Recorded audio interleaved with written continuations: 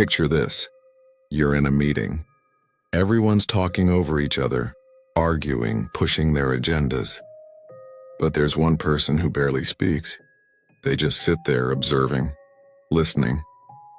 And somehow by the end of that meeting, every major decision aligns with what they wanted. They didn't shout. They didn't demand. They didn't even seem to try. Yet they controlled everything. That person understands something most people never will. True power doesn't announce itself. It doesn't need to. Because the most dangerous form of control is the completely invisible kind. The invisible chains. Let me tell you something that will shatter how you see the world. Every single day someone is controlling you. Your thoughts, your decisions, your emotions. And you have no idea it's happening. You think you're free. You think you're making your own choices. But you're not. You're dancing to someone else's tune and they're pulling the strings so skillfully that you actually believe it's your own song. This is the invisible chain. The kind of control that Niccolo Machiavelli understood 500 years ago when he wrote, "Everyone sees what you appear to be. Few experience what you really are." He wasn't just talking about deception. He was revealing the deepest truth about human nature. We are all controlled by what we cannot see. Think about your last major decision, buying a car, choosing a restaurant, even picking what to wear this morning. You thought you were in control, didn't you? But were you really? Or were you responding to invisible influences planted in your mind by master manipulators who understand exactly how your psychology works? The car salesman who made you feel like you discovered that perfect car on your own. The restaurant used specific lighting and music to make you order more expensive items. The clothing brand that convinced you its logo represents success and status. Each of these influences worked because they were invisible. They felt like your own thoughts, your own desires, your own free will. Here's the harsh truth that most people can't handle. You have been controlled your entire life by your parents who shaped your beliefs about what's possible, by your teachers who told you what intelligence looks like, by your friends who influenced your taste in music, clothes, and relationships, by advertisers who programmed your desires, by politicians who directed your fears and hopes, by social media algorithms which decide what information reaches your eyes. And the reason this control worked so perfectly is that it was invisible. It never felt like control. It felt like a choice. It felt like freedom. It felt like you. But here's where this gets interesting. Once you understand how invisible chains work, you can do two things. First, you can break free from the ones controlling you. And second, you can learn to forge your own. You can become the person who sits quietly in that meeting while everyone else argues, knowing that every decision will bend toward your will. Machiavelli called this the art of appearing to be what you are not. But it goes deeper than that. It's the art of making others believe that your will is their own idea. Your agenda becomes their inspiration. Your goals become their dreams. Your control becomes their freedom. This isn't about manipulation for manipulation's sake. This is about understanding the game that's already being played, whether you participate or not. The question isn't whether you'll be part of power dynamics. You already are. The question is whether you'll be the one holding the strings or the one dancing to them. Control isn't force. It's invisible influence. Do you agree? Drop your thoughts in the comments because this is just the beginning of what we're going to explore today. The illusion of choice here. It's a story that will change how you see every interaction for the rest of your life. A master negotiator walks into a business meeting. The other side has all the power. They have the money, the leverage, the options. They could walk away at any moment. But by the end of that meeting, they're begging him to take their deal. What did he do? He gave them exactly what they wanted most. The illusion that they were in control. He started by asking them what they needed. He listened carefully. He nodded, he took notes. He made them feel heard, understood, and respected. Then he began presenting options. Not his option. Options. Multiple choices that all led to the same destination. Exactly what he wanted. But each choice felt different. Each choice felt like their decision. Each choice felt like their power. By the time they selected their preferred option, they felt like they had won. They felt smart. They felt in control. They felt free. They had no idea they had just been played by a master who understood the deepest principle of invisible control. The most effective way to control someone is to make them believe they are controlling you. This is Machiavelli's greatest insight, and it's hiding in plain sight in his most famous quote. It is better to be feared than loved, if you cannot be both. But most people misunderstand this completely. They think Machiavelli was advocating for tyranny, for obvious domination. They're wrong. He was teaching the opposite. He was teaching that the best control feels like love, not fear. The best control feels like freedom, not slavery. The best control feels like their choice, not your command. Think about the smartest people you know. The ones who always seem to get their way without effort. Do they argue? Do they demand? Do they force? No, they suggest. They offer. They present possibilities. They make others feel brilliant for choosing exactly what they wanted them to choose all along. Your boss who makes you feel like working late was your idea. Your partner who somehow always picks the restaurant but makes you feel like you chose it.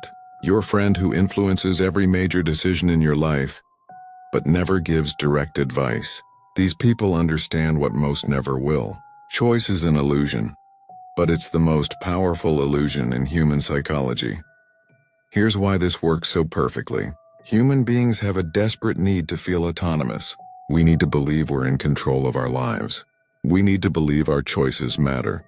We need to believe we're free. This need is so strong that we'll fight to defend even fake choices, as long as they feel real to us. The fast food restaurant that offers you 6 different burgers, all with the same profit margin. The politician who gives you 2 candidates, both funded by the same interests. The streaming service that offers unlimited options, all designed to keep you scrolling. Each presents the illusion of choice while steering you toward a predetermined outcome. But here's where it gets really dark. The people who control you best are the ones who make you feel most empowered. They don't take away your choices. They curate them. They don't force your decisions. They architect them. They don't control your thoughts. They create the environment where your thoughts naturally flow in their direction. The master of invisible control never says, "Do this." They say, "What do you think we should do?" They never say you're wrong. They say, "Help me understand your perspective." They never say, "Follow me." They say, "Where should we go from here?" Every question is designed to guide you toward its answer, while making you feel like you discovered it yourself. This is why the most dangerous controllers in your life aren't the obvious ones. It's not the screaming boss or the demanding partner. It's the quiet one who always asks for your opinion, the understanding one who always validates your feelings, the supportive one who always helps you see what you really want. They're not giving you freedom. They're giving you the illusion of freedom, and that illusion is far more powerful than any chain. The genius of this approach is that it's nearly impossible to resist because it doesn't feel like control. It feels like respect. It feels like collaboration. It feels like love. Your ego is protected. Your autonomy is preserved. Your dignity remains intact. You never have to admit you were controlled because, from your perspective, you were never controlled at all. But that's just the beginning of how deep this psychological warfare goes. Emotion is the leash. Let me paint you a picture of 2 people having the same conversation. Same words, same facts, same logical arguments. But one person walks away completely unmoved while the other is ready to change their entire life. What's the difference? The second person was controlled through their emotions, not their logic. Here's what Machiavelli understood that most people miss. He wrote, "Men judge rather by the eye than by the hand, for everyone can see and few can feel." He was revealing the secret that master manipulators have used for centuries. People don't make decisions with their minds. They make decisions with their hearts, then use their minds to justify what their hearts have already chosen. Logic is the language of the conscious mind. But control happens at the unconscious level, and the unconscious mind speaks only one language: emotion, fear, desire, validation, pain, hope. These aren't just feelings, they're levers. And once you know which lever to pull, you can move anyone in any direction you want. Think about the last time someone convinced you to do something you didn't really want to do. Did they present you with a logical argument? Or did they make you feel something? Did they trigger your fear of missing out, your desire to be accepted, your need to prove yourself, your guilt about disappointing them? They didn't change your mind. They changed your emotional state. Your mind just followed along. The person who wants to control you through fear doesn't tell you about statistics and probabilities. They tell you a story that makes your stomach clench. They paint a picture that makes your heart race. They describe a scenario that makes you feel vulnerable and small. Once they have you in that emotional state, your logical mind becomes their servant, desperately searching for reasons to justify the fear they planted. The person who wants to control you through desire doesn't list features and benefits. They show you a vision of who you could become. They make you feel the gap between who you are and who you want to be. They make that gap feel urgent, painful, unbearable. Once desire is burning in your chest, logic becomes the tool you use to rationalize getting what you suddenly need. The person who wants to control you through validation doesn't compliment you directly. That would be too obvious. Instead, they create situations where you feel special, chosen, and understood. They make you feel like you're part of an exclusive group, like you have access to secret knowledge, like you're different from everyone else. Once you're addicted to that feeling, you'll do almost anything to keep it. But here's the truly diabolical part.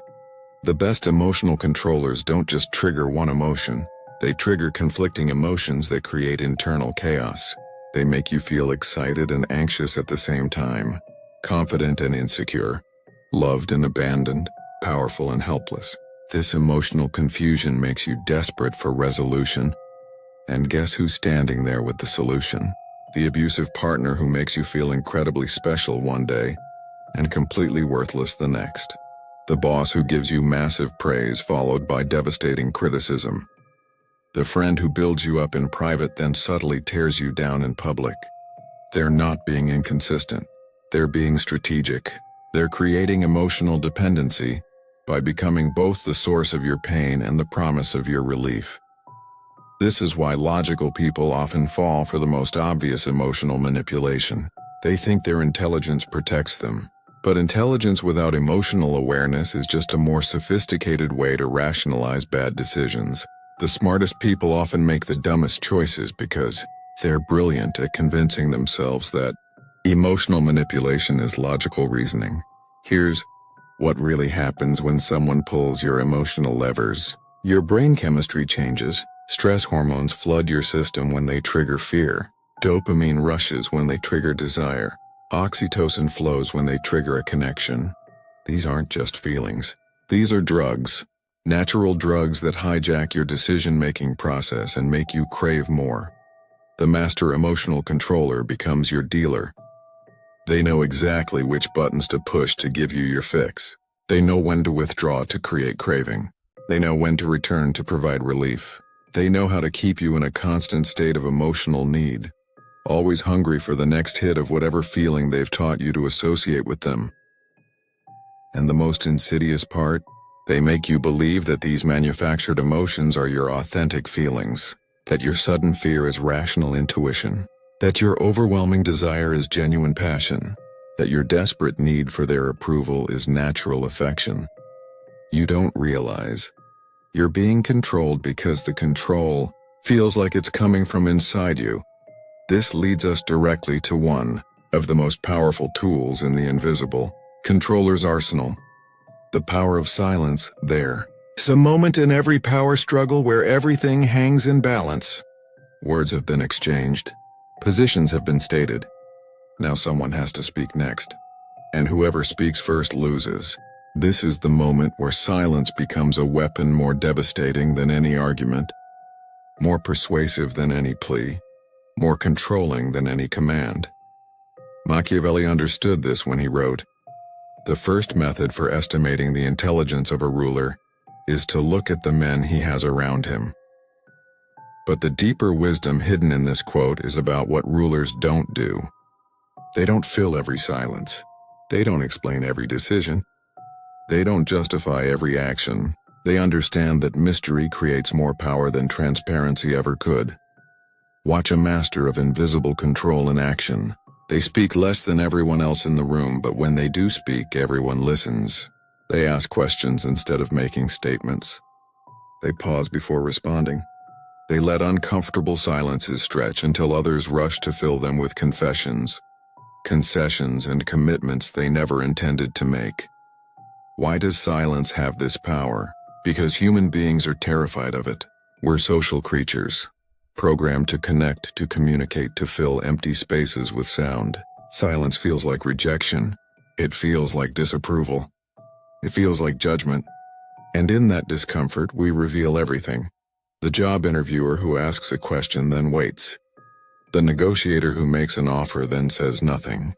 The parent who discovers their teenager's lie and just stares. The romantic partner who responds to a fight with complete withdrawal.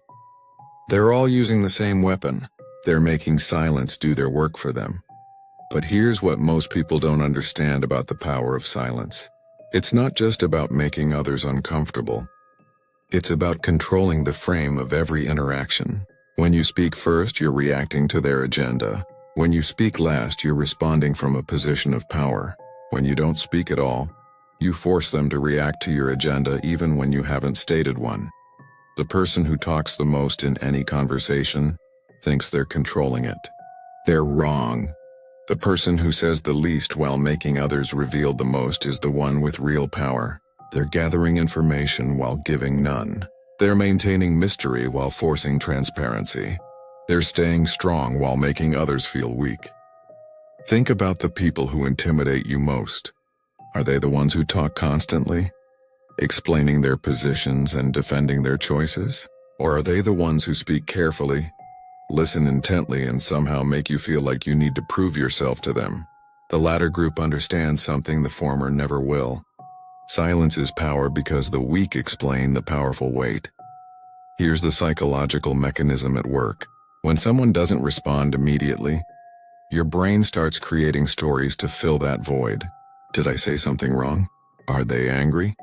Are they disappointed? Are they testing me? Are they planning something I should worry about? This internal dialogue becomes more powerful than anything they could actually say, because it's coming from inside your own mind. The master of silence doesn't need to threaten you. Your imagination does that for them. They don't need to judge you. Your guilt does that for them. They don't need to reject you. Your insecurity does that for them. They've weaponized your own psychology against you, and the weapon is the absence of their words.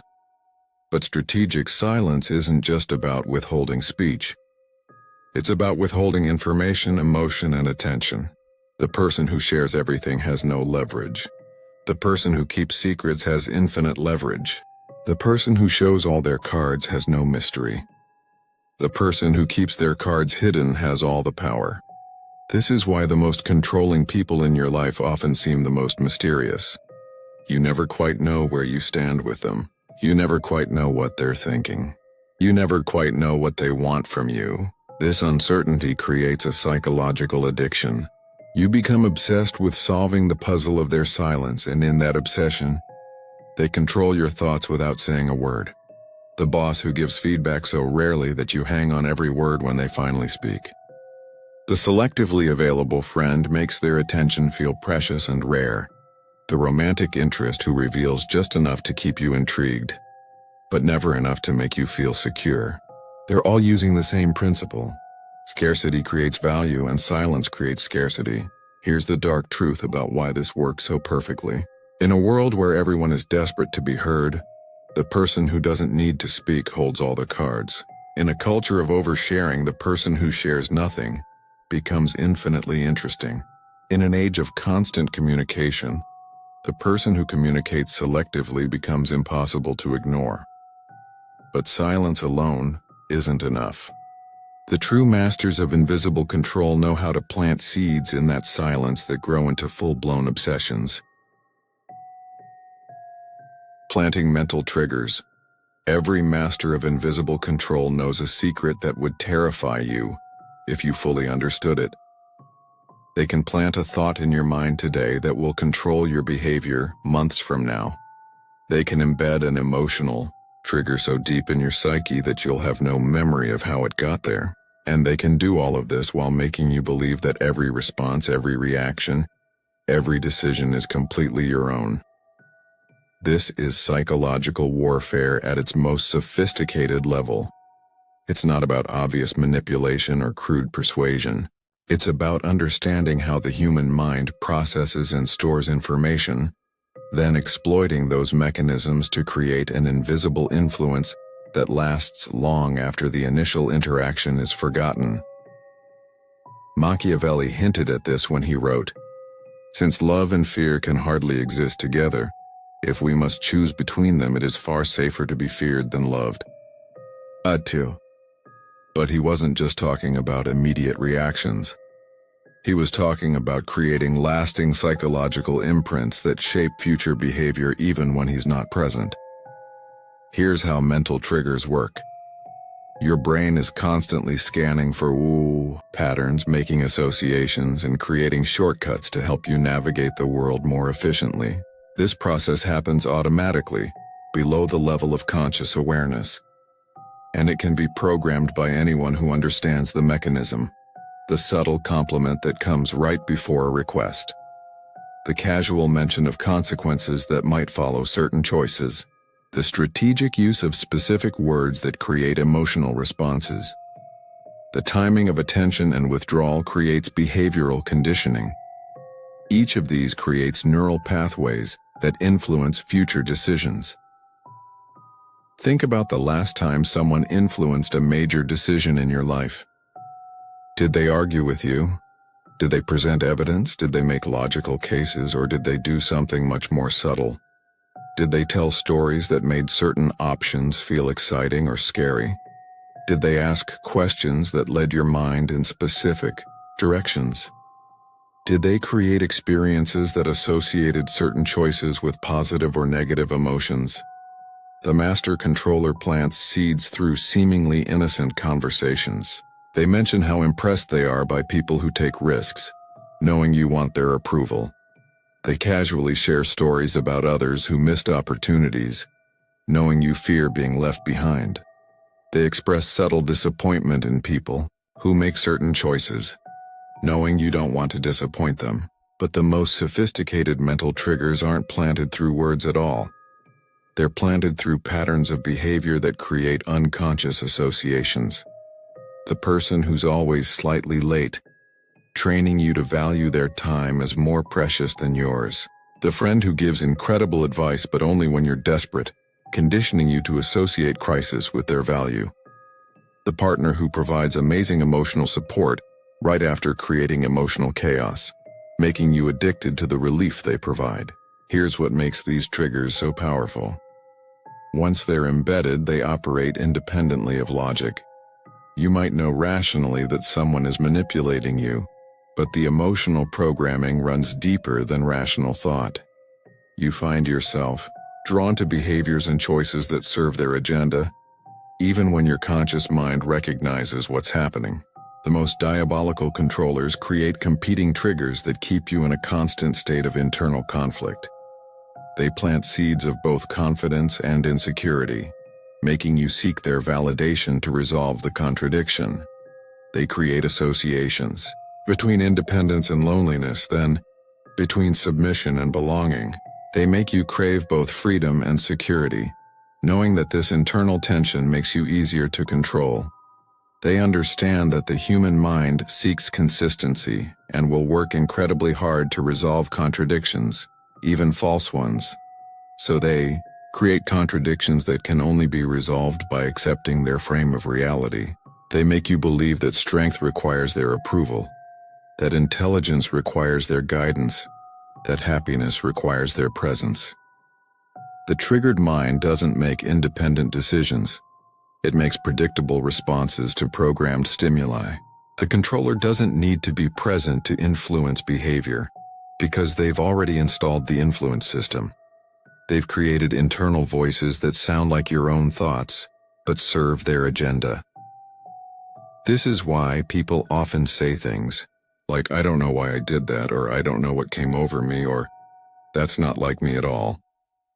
They're responding to triggers they don't remember receiving, following programming they don't remember accepting, serving agendas they don't consciously recognize. The person who trained you to associate questioning them with being disloyal. The boss who programmed you to feel guilty for taking time off. The friend who conditioned you to feel selfish for prioritizing your own needs. The partner who embedded the belief that loving them requires sacrificing yourself. They're all still controlling your behavior long after the initial programming session ended. But installing mental triggers is only half the equation. The other half is becoming a mirror that reflects people's deepest psychological needs to them. Mirror their shadows. The most dangerous person in any room isn't the one with the most power, the most money, or the most connections. It's the one who understands your shadow self better than you do. The one who can reflect your hidden fears, secret desires, and buried shame with such accuracy that you feel completely seen and utterly vulnerable at the same time. This is perhaps Machiavelli's most profound insight, hidden in his observation that men are so simple and so ready to obey present necessities. He wasn't just talking about immediate needs, he was talking about psychological necessities that people don't even recognize in themselves. The need to be understood, the need to be validated, the need to feel special, the need to belong, the need to matter. The master of invisible control becomes a perfect mirror for these hidden necessities. They don't just reflect what you show them, they reflect what you're trying to hide, especially from yourself. And in that reflection, you become utterly dependent on them because they're the only person who truly gets you.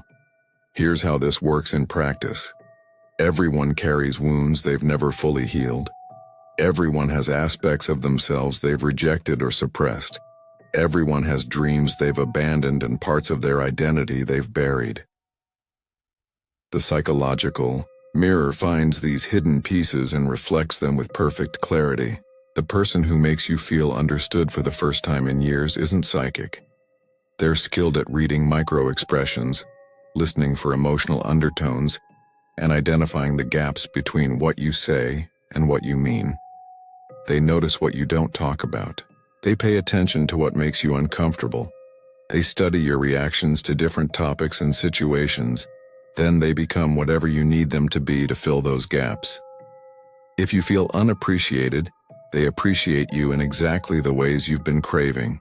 If you feel misunderstood, they understand you in exactly the ways you've been needing. If you feel powerless, they make you feel important. If you feel ordinary, they make you feel special. But here's the truly insidious part. They don't just mirror your positive desires. They mirror your shadow aspects too. The parts of yourself you're ashamed of, they normalize. The impulses you try to suppress, they validate. The thoughts you judge as wrong, they share. This creates an incredibly powerful bond because they become the only person in your life who accepts your complete self, including the parts you can't accept. The married person who feels trapped finds someone who understands the burden of commitment. The successful person who feels empty finds someone who sees through the facade. The good person who has dark thoughts finds someone who shares those thoughts. The controlled person who craves chaos finds someone who promises freedom. In each case, the mirror doesn't judge. They understand. And understanding feels like love, even when it's actually control. This mirroring creates a psychological addiction more powerful than any drug. Because once you've felt truly seen and accepted, the fear of losing that acceptance becomes overwhelming. You'll do almost anything to maintain the connection with the only person who really gets you. even when their understanding comes at the cost of your independence. The most skilled psychological mirrors don't just reflect who you are now, they reflect who you could become. They see potential in you that others miss. They believe in versions of yourself that you've given up on. They make you feel like they're the key to becoming your best self when actually, they're programming you to become their preferred version of you. They study your wounds and become your healer. They identify your fears and become your protector. They recognize your insecurities and become your validator. They find your unfulfilled dreams and become your guide toward achieving them. But, in each role, they make themselves indispensable to your psychological well-being. The employee who feels undervalued finds a boss who sees their unique talents. The child who feels different finds a peer group that celebrates their differences. The person who feels weak finds a mentor who teaches them strength. The person who feels lost finds a guide who shows them direction. In each case, the mirror provides exactly what's missing, creating dependency disguised as growth. Here's the psychological mechanism that makes this so powerful. Human beings have a deep need for coherent identity. We need to understand ourselves to feel like our lives make sense, to believe that our experiences have meaning. The person who helps us make sense of ourselves becomes incredibly valuable to us, even when the sense they're helping us make serves their agenda more than ours. The master mirror doesn't just reflect randomly. They reflect strategically. They show you the aspects of yourself that make you most vulnerable to their influence. They validate the parts of your identity that align with their goals. They shame subtly the parts that don't. Over time, you learn to present more of what they reward and hide more of what they punish. This is how people lose themselves in relationships without realizing it's happening. The mirror gradually shifts, showing them slightly different versions of themselves. Versions that are more compliant, more dependent, more willing to sacrifice their own needs. The changes are so gradual and feel so natural that they seem like personal growth, rather than psychological conditioning.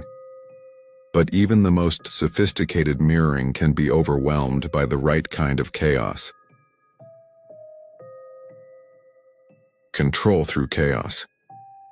There's a moment in every chess game where the player with a superior position suddenly finds themselves losing. Not because their opponent played better moves, but because their opponent flipped the board and started playing a different game entirely. This is the power of chaos as a control mechanism. When you can't win by the established rules, you change the rules by creating confusion, uncertainty, and emotional turbulence. Machiavelli understood this principle deeply when he wrote, "Never was anything great achieved without danger." But the danger he was referring to wasn't physical risk. It was the psychological danger of uncertainty, the emotional risk of instability, the mental challenge of navigating chaos. And he knew that whoever can remain calm in chaos controls everyone who cannot. Here's how control through chaos works. Most people need predictability to function. They need routine, structure, clear expectations, and stable emotional ground. When that stability is threatened, their anxiety spikes and their decision-making deteriorates. They become desperate for someone to restore order, even if that someone is the same person who created the chaos in the first place. The master of chaos control doesn't destroy everything at once. That would be too obvious. Instead, they create carefully orchestrated instability that keeps others off balance while maintaining their own equilibrium. They introduce unexpected changes, contradictory information, and emotional volatility in strategic doses that prevent anyone else from finding solid ground. Think about the boss who constantly changes priorities, making it impossible for employees to feel confident in their work. The partner who creates drama just when things start feeling stable. The friend who shares conflicting information about mutual acquaintances makes everyone question what's true. The parent who oscillates between praise and criticism so unpredictably that their children never know what to expect. These aren't random behaviors. They're strategic applications of controlled chaos, designed to create dependency on the chaos creator. When you can't predict what's coming next, you become hypervigilant. constantly scanning for cues from the person who seems to understand the system. When you can't trust your own judgment about what's real, you defer to the person who appears most confident in their reality. The psychological mechanism at work here is called learned helplessness. When people face unpredictable stress that they can't control or escape, they eventually stop trying to control or escape anything. They become passive, dependent, and willing to accept whatever stability is offered, even if it comes from their tormentor. But the most sophisticated chaos controllers don't just create random confusion. They create specific types of chaos that serve their agenda. They introduce uncertainty about things that matter to you while remaining rock solid about things that matter to them. They create confusion about your value while being crystal clear about their own worth. They generate doubt about your perceptions while presenting their perspective as unquestionable truth. The gaslighting boss who makes you question your memory of conversations while having perfect recall of your mistakes. The manipulative partner who creates uncertainty about their feelings for you while being certain about what they need from you. The toxic friend who makes you doubt your other relationships while never questioning their loyalty to themselves. Here's what makes chaos control so devastating. It doesn't just affect your behavior in the moment. It fundamentally alters your relationship with reality. When someone consistently challenges your perceptions, memories, and judgments, you begin to doubt your own cognitive abilities. You start relying on external validation for even basic assessments of truth. The person who controls through chaos becomes your anchor in the storm they created. They become the stable point in a world of uncertainty, the reliable voice in a cacophony of confusion, the solid ground in shifting sands. You don't realize that they're both the storm and the anchor, both the chaos and the stability, both the problem and the solution. This creates a particularly insidious form of addiction. You become dependent not just on their presence but on the chaos itself. Stability starts to feel boring, predictable, even threatening because you've been conditioned to associate it with the calm before the storm. You mistake drama for passion, uncertainty for excitement, and chaos for authenticity. The chaos controller trains you to live in a constant state of hyper-arousal. Your nervous system becomes accustomed to stress hormones, making normal interactions feel flat and unstimulating. You start craving the intensity that only they can provide, even when that intensity is destroying your peace of mind and your ability to form stable relationships with others. But here's the ultimate irony of chaos control. The person creating the chaos always presents themselves as the solution to chaos. They position themselves as the calm, rational voice trying to help you navigate the turbulent world they've created around you. They become your guide through the maze they built, your translator for the language they invented, your shelter from the storm they summoned. This is why people often defend their chaos controllers with such intensity. They genuinely believe this person is helping them survive a hostile world, not realizing that the hostility is manufactured, the danger is artificial, and the protection is conditional on continued submission. Sometimes, however, the most effective form of control requires the complete opposite approach. The mask of weakness. The most dangerous predator in the jungle isn't the one that roars the loudest. It's the one that appears harmless until it's too late to escape. This is the principle behind one of Machiavelli's most counterintuitive strategies. Appearing weak when you're actually strong, harmless when you're actually dangerous, powerless when you're actually in complete control. Machiavelli revealed this strategy when he wrote, "A prince ought to have no other aim or thought, nor select anything else for his study, than war and its rules and discipline." But the war he was really describing wasn't fought with armies. It was fought with perceptions, expectations, and assumptions that enemies make about your capabilities. Here's why the mask of weakness is so devastatingly effective. Human beings are programmed to respond to obvious threats but ignore subtle ones. We're alert to the person who appears dangerous but completely blind to the person who appears helpless. We prepare for attacks from enemies but welcome approaches from those who seem to need our help. The master of invisible control exploits this psychological blindness by presenting themselves as vulnerable, confused, dependent, or incompetent. They ask for help instead of demanding compliance. They express uncertainty instead of showing confidence. They appear to struggle with decisions instead of imposing their will. And in doing so, they bypass every defense mechanism you have. Think about the colleague who always seems overwhelmed and asks for your assistance with their projects. The friend who constantly needs emotional support and guidance. The partner who appears helpless with practical matters and relies on you to handle everything. The child who seems fragile and requires constant protection. In each case, the weak person is actually controlling the strong one by making their strength feel necessary and valuable. This works because helping feels good. It satisfies our need to feel important, capable, and morally superior. When someone appears to need us, we feel valuable. When someone seems to depend on us, we feel powerful. When someone appears grateful for our assistance, we feel appreciated. The person wearing the mask of weakness is actually feeding our ego while manipulating our behavior. But here's the truly diabolical aspect of this strategy. The person who appears weak doesn't just control your actions. They control your identity. You begin to define yourself in relation to their apparent needs. You become the competent one, the strong one, the responsible one, the protector, the provider, the solver of problems. And once your identity is wrapped up in being their strength, you can't abandon them without abandoning part of yourself. The chronically ill person who somehow always manages to create emergencies that require your immediate attention. The financially struggling friend who needs just one more loan to get back on their feet. The emotionally fragile partner who might not survive if you ever leave them. The aging parent who can't possibly manage without your constant care. Each presents weakness as a form of currency that purchases your time, energy, and freedom. The mask of weakness also provides perfect deniability. How can someone who appears helpless be accused of manipulation? How can someone who seems confused be blamed for creating confusion? How can someone who appears dependent be responsible for creating dependency?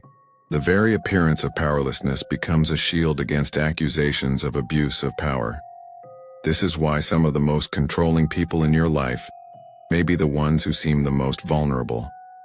They've learned that tears are more powerful than threats, that helplessness is more manipulative than aggression, that appearing to need rescue is more controlling than demanding obedience. The mask of weakness works particularly well in combination with intermittent reinforcement. The weak person occasionally shows flashes of strength, competence, or independence that give you hope they're improving. This keeps you invested in helping them reach their potential, not realizing that their apparent weakness is actually their greatest strength. Here's the psychological mechanism that makes this so effective. When someone appears weak, your empathy activates and your critical thinking deactivates. You stop analyzing their behavior and start responding to their apparent emotions. You stop protecting your boundaries and start trying to meet their needs. You stop asking what they're doing to you and start asking what you can do for them. The master of weakness manipulation knows exactly how to calibrate their apparent helplessness. Too much weakness and you might abandon them as hopeless. Too little weakness and you might not feel needed. They find the perfect balance that makes you feel both capable of helping and responsible for helping. Both powerful enough to make a difference and guilty enough to keep trying. They also know how to make their weakness feel exclusive to you. You're the only one who really understands them. You're the only one they trust with their vulnerability. You're the only one who can help them in the way they need. This exclusivity makes you feel special while making you feel trapped.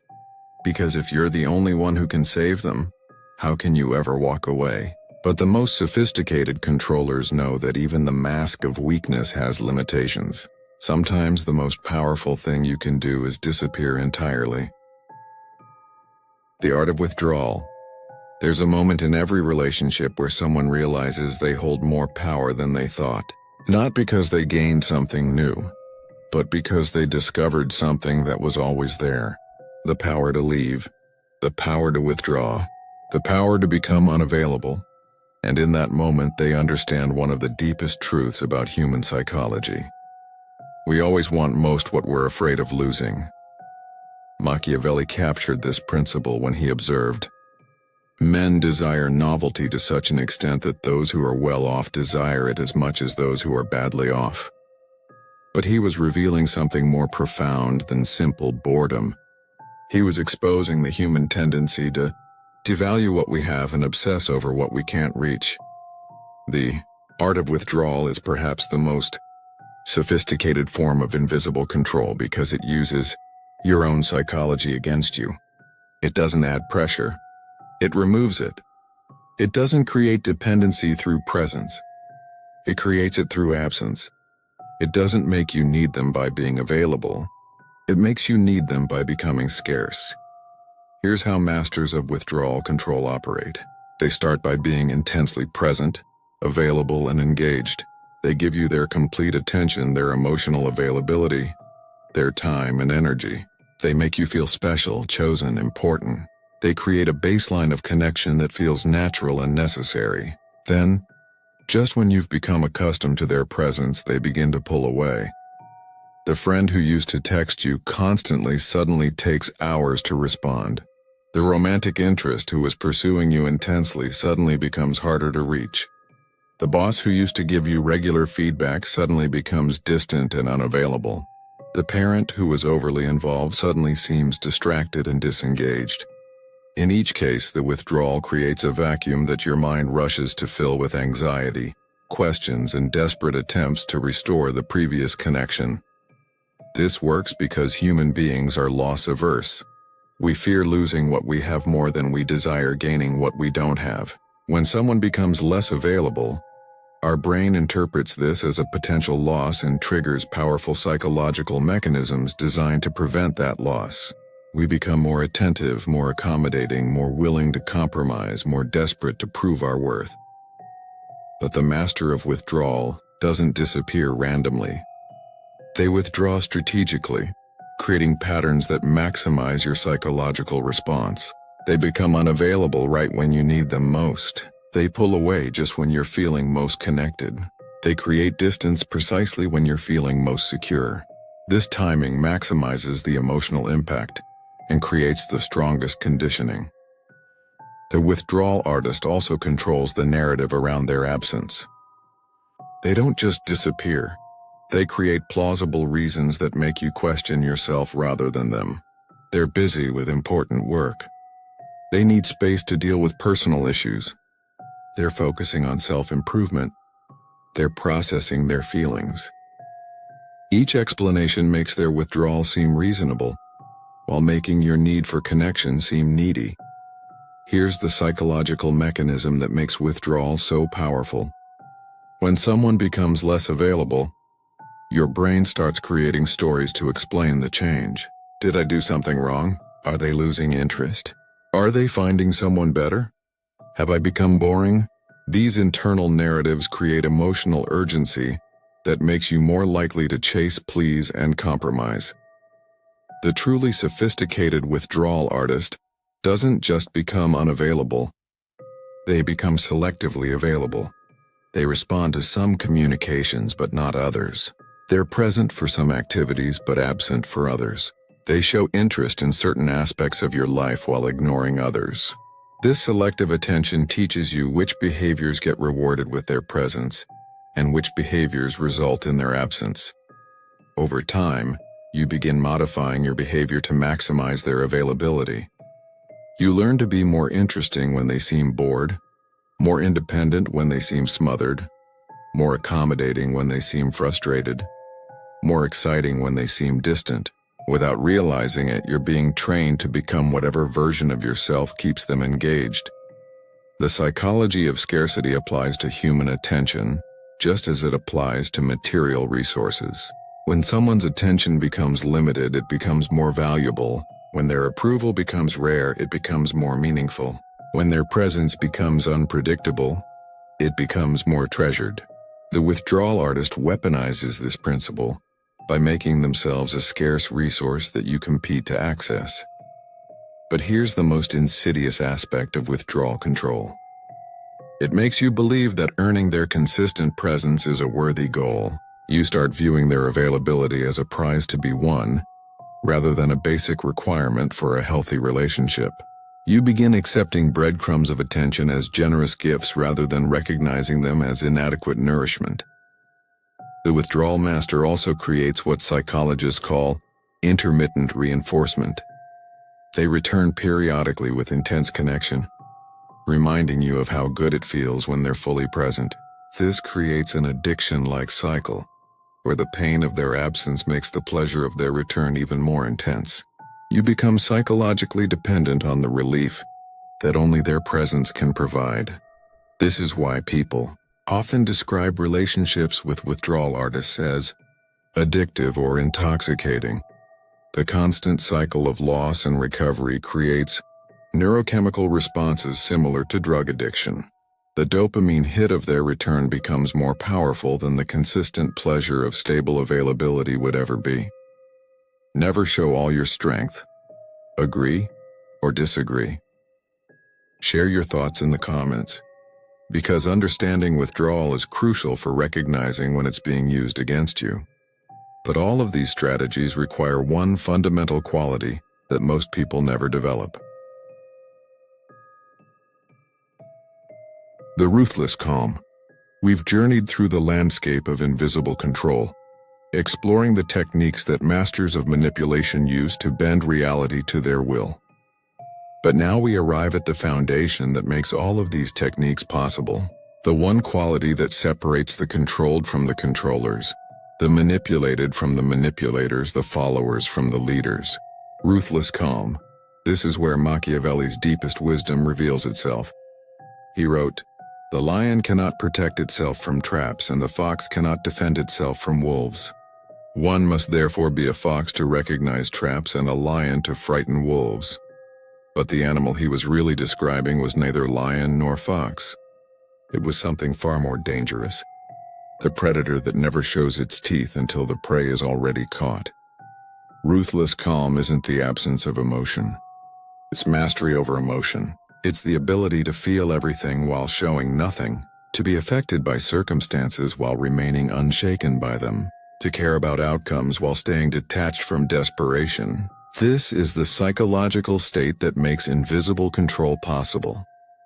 Think about every person who has ever controlled you without you realizing it.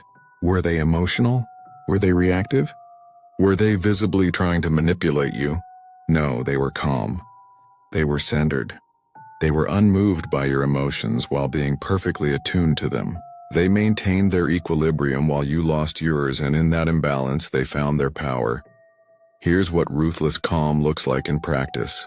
It's the ability to receive criticism without becoming defensive, to face rejection without becoming desperate, to encounter resistance without becoming aggressive, to experience betrayal without becoming vengeful, to witness chaos without becoming chaotic. This emotional regulation becomes a form of psychological superiority that others instinctively recognize and respond to. The person with ruthless calm doesn't need to raise their voice because they're quiet. Words carry more weight than others' shouts. They don't need to make demands because their expectations somehow feel like natural law. They don't need to threaten consequences because their disappointment feels worse than any punishment. They don't need to chase anyone because their presence feels more valuable than their pursuit. But ruthless calm goes deeper than emotional regulation. It's a fundamental orientation toward reality that recognizes a truth most people can't accept. You can't control other people, but you can control yourself so completely that others gravitate toward your center. You can become so grounded in your own power that others naturally want to orbit around your stability. This is the ultimate paradox of control. The more you try to control others directly, the less control you actually have. The more you master yourself, the more natural influence you wield.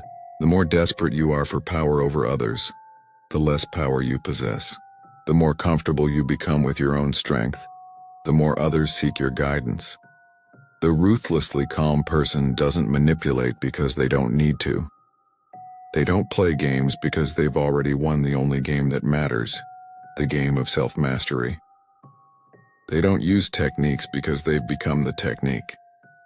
They don't control others because they've achieved something far more powerful. They've made others want to be controlled by someone worthy of respect. Here's what separates ruthless calm from simple emotional suppression. It's not about hiding your feelings or pretending you don't care. It's about processing emotions so efficiently that they inform your decisions without hijacking them. It's about caring deeply while holding lightly. It's about being passionate about your goals while being detached from specific outcomes. The ruthlessly calm person faces insults with curiosity rather than anger, seeing them as information about the insulter rather than attacks on themselves. They encounter obstacles with creativity rather than frustration, treating them as puzzles to solve rather than injustices to endure. They meet betrayal with understanding rather than bitterness, recognizing it as a revelation of character rather than personal assault. This psychological stance creates what others perceive as almost supernatural confidence. Not the brittle confidence of insecurity overcompensating, but the quiet confidence of someone who knows their own worth regardless of external validation. Not the aggressive confidence of someone trying to prove their power, but the magnetic confidence of someone who doesn't need to prove anything to anyone. And here's the most beautiful aspect of ruthless calm. It's not something you use on others. It's something you develop for yourself. It's not a manipulation technique. It's a way of being. It's not about gaining power over others. It's about reclaiming power over yourself. And when you truly reclaim that power, others naturally want to follow someone who has found what they're still searching for. The person with ruthless calm doesn't need to read people because people read themselves to them. They don't need to create dependency because others become dependent on their stability. They don't need to manufacture scarcity because their authentic presence becomes naturally valuable. They don't need to play games because they've transcended the need to play. This is the ultimate liberation from the world of manipulation and control. When you develop ruthless calm, you stop being susceptible to others' techniques because you found something more powerful than any technique: authentic inner strength. You stop needing to control others because you've learned to control the only person you can truly control: yourself. But ruthless calm requires practice, patience, and commitment to growth that most people aren't willing to make. It requires facing your own shadows, healing your own wounds, and accepting responsibility for your own reactions. It requires giving up the comfortable illusion that your problems are caused by others, and embracing the uncomfortable truth that your solutions lie within yourself. The next time someone tests your power, stay calm, observe, and let silence control the room. Don't react from emotion. Don't defend from insecurity. Don't attack from fear. Instead, respond from that deep place of knowing who you are and what you're worth. Let your calm become their anchor. Let your stability become their security. Let your strength become their guide. This is the true art of influence. Not the manipulation of the weak, but the magnetism of the strong. Not the games of the insecure, but the gravity of the self-possessed. Not the techniques of control, but the presence of mastery. You now possess the knowledge that most people spend their entire lives without understanding. You know how invisible control works. You know how others have been controlling you. You know how to recognize these techniques when they're being used against you. And most importantly, you know how to develop the inner strength that makes external manipulation powerless. The question isn't whether you'll use this knowledge. The question is how you'll use it. Will you become another manipulator in a world full of manipulation? Or will you become something far more powerful? A person so centered in their own strength that others naturally want to follow their lead. If this video opened your eyes to the invisible forces that have been shaping your life, hit that like button and subscribe for more insights into the dark psychology that governs human behavior. Drop this affirmation in the comments. I am the master of my own mind, and my calm is my power. Remember, true control isn't about dominating others. It's about mastering yourself so completely that others naturally gravitate toward your strength. The weak manipulate. The strong inspire. The controlled react. The powerful respond. Your journey to ruthless calm starts now.